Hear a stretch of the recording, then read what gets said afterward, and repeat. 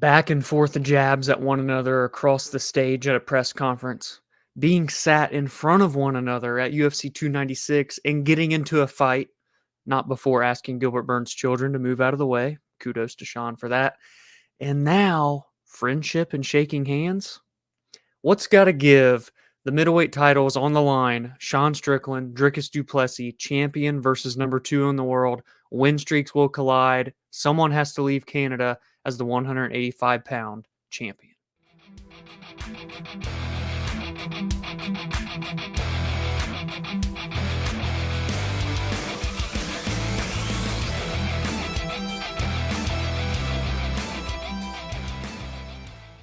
In many ways, 2023 can kind of be remembered as the year of Sean Strickland.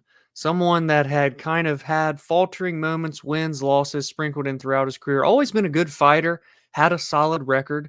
As you can see on the screen here, he's 15-5 overall in the UFC, 28-5 in his career. That's a fantastic record. But he just never quite had that name around him until a few years ago. He began to put himself on the map, not only with some of his performances, which are good. He has plenty of good performances and good victories if we're talking resume, but with the microphone and just becoming this character that he has become in Sean Strickland.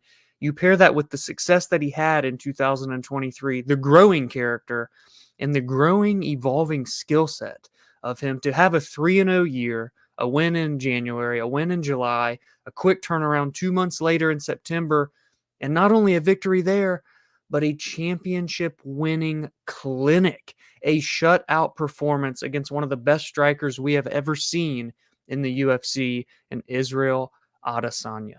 From pillar to post for 25 minutes, Sean Strickland beat Israel Adesanya at his own game. He outstruck him and left him feeling helpless and unable to make the proper adjustments in order to come back in that fight.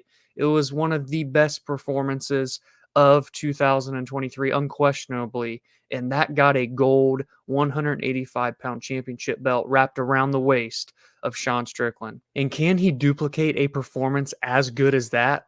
That's a tall task. That's a very big thing to ask of someone, and especially when you look at his opponent that will be standing across the cage from him this Saturday, January 20th, in Toronto, Canada, Dricus Du Plessis. Somehow, some way, Dricus Du Plessis has amassed a perfect 6-0 UFC record.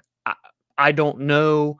I've never seen anything like the mystery that is Dricus Du Plessis when he's in that cage. And don't get me wrong, pretty much every fight he's been in has been absolute electric. So much fun to watch.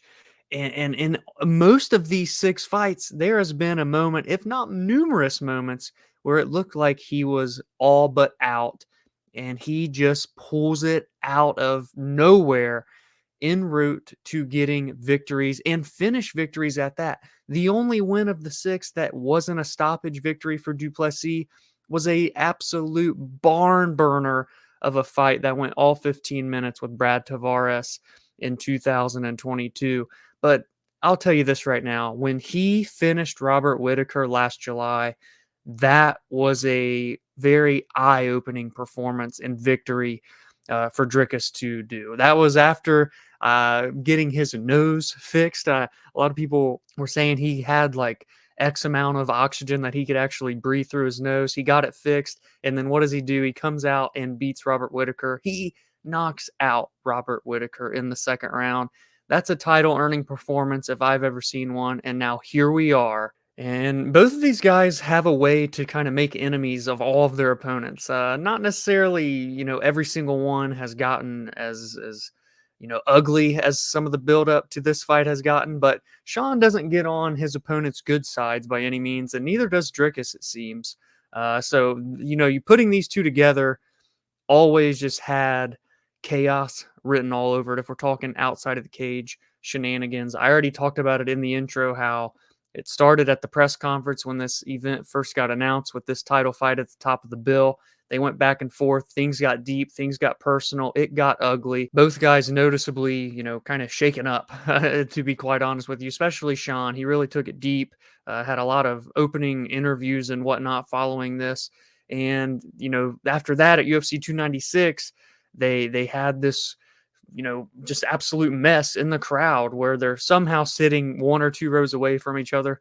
Dana White said it was his mistake, but I mean, come on. Is that really an oversight? It may have just been there for promotion's sake. Now, I'm not saying they meant for what happened to happen.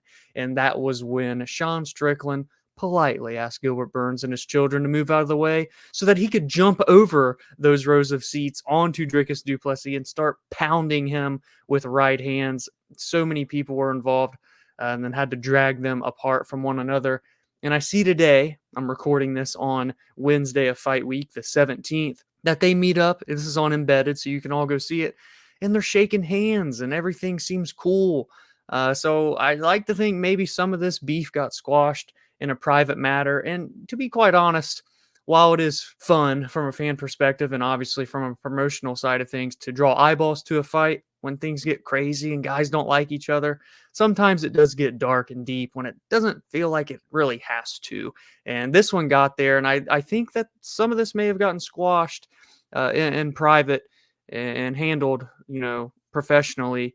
But we'll see, because again, that video on Embedded and this recording that you are seeing happened before the press conference that they will be doing for this event. So we'll see if things get ugly again prior to Saturday night and even Friday night at the weigh-ins and face-offs. But I think, honestly, this is a very good fight. On paper, stylistically, I should say, and statistically, look at these guys. Same height, same reach, everything. Both guys known for, being just dogs, to be quite frank. These two together leads me to believe we're going to get a blood and guts war in that cage for as little or as long as the fight goes. We know Sean Strickland can last 15 minutes. He can last 25 minutes. And Dricus somehow can also last 15 minutes. We've not seen him tested in the championship rounds, and part of me thinks we're not going to see it go to the championship rounds this Saturday either.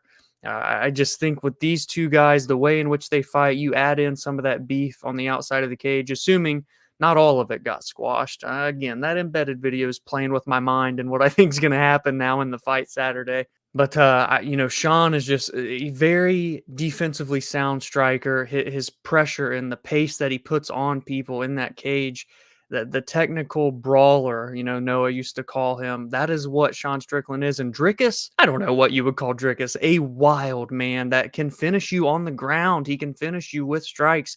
He is very good, very versatile, and it makes for a very intriguing matchup. The betting lines are relatively close. It was even closer at one point around a pick 'em.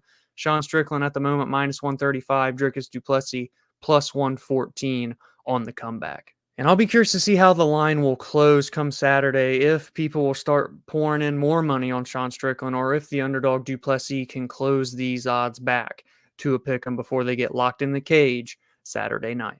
I've seen people throwing some shade around this card, and understandably so, but at the end of the day, we're getting 2 title fights at the top of the bill, some other pretty solid main card fights with very featured prominent fighters and rankings on the line. But this main event right here is a pay-per-view level worthy headliner, in my opinion, because it's, Sean Strickland in 2023 built himself to be one of the biggest names in the sport today.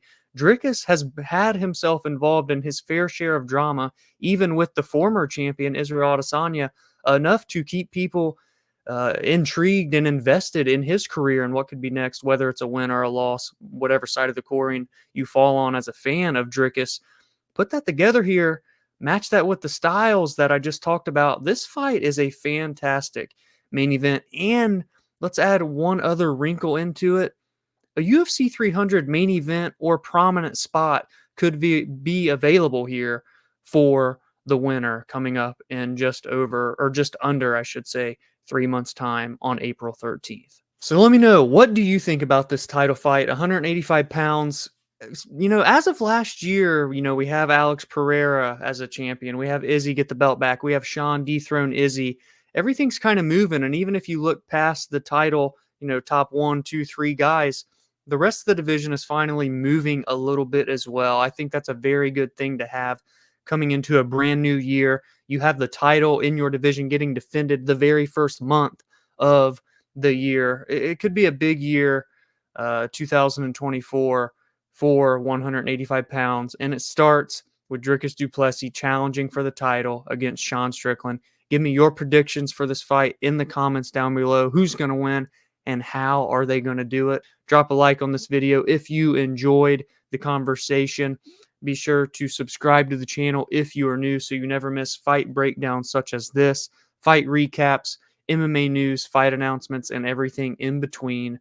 Follow on social media at the BAJ MMA, Instagram, Twitter, TikTok, and follow on audio platforms such as Spotify and Apple Podcasts. If you like getting a every single Friday, every single Monday, consistent schedule with everything I discuss on here in one long form audio podcast, you can subscribe and follow there as well. You get the best of both worlds. The Below Average Joe's MMA show. We keep on churning. Thanks for the support. Enjoy the fights this weekend. And I will catch you on Monday, probably Sunday now that I think about it. It depends, for the UFC 297 recap and all that's to come.